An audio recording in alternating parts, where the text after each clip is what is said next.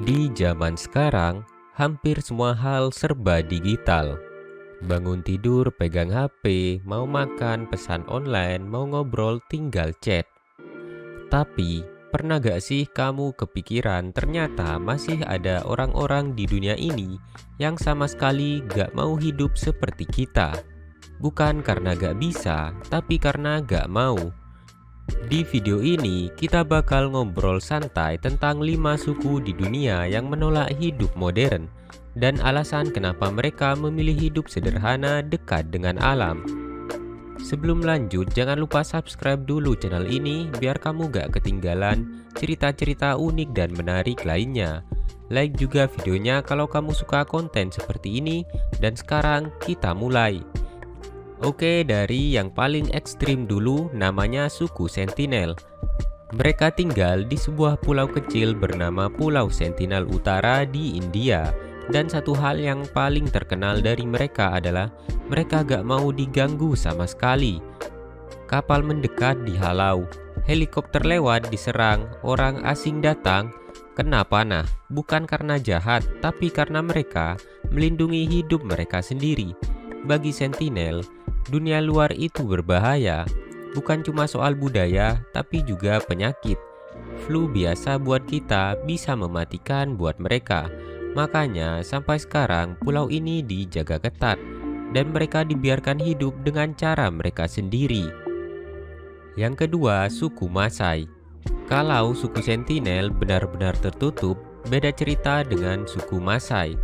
Mereka tinggal di Kenya dan Tanzania. Dan sebenarnya dunia modern sudah sangat dekat dengan mereka, tapi mereka tetap memilih hidup sebagai penggembala, mengandalkan sapi sebagai bagian utama kehidupan. Baju khas merah, ritual adat, dan gaya hidup nomaden masih dijaga sampai sekarang. Buat orang Masai, hidup modern itu sering berarti kehilangan tanah dan budaya. Jadi, meskipun jalan aspal dan kota sudah di depan mata, mereka tetap bilang terima kasih, tapi kami masih nyaman seperti ini. Sekarang kita ke Namibia, tempat tinggal suku Himba.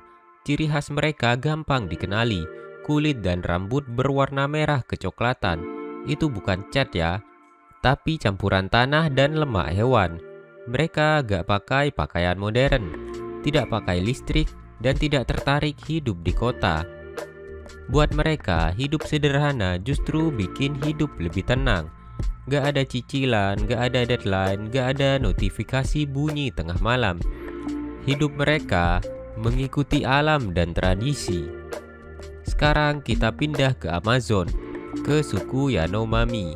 Mereka hidup di tengah hutan, tinggal bareng dalam rumah besar dan saling berbagi segalanya. Buat Yanomami, hutan itu bukan sekedar tempat tinggal. Hutan adalah sumber makanan, obat, dan juga bagian dari kepercayaan spiritual mereka. Makanya mereka menolak penambangan dan teknologi modern. Menurut mereka, kalau hutan rusak, manusia juga ikut rusak. Sederhana tapi masuk akal. Terakhir, kita ke Papua Nugini. Bertemu dengan suku Korowai.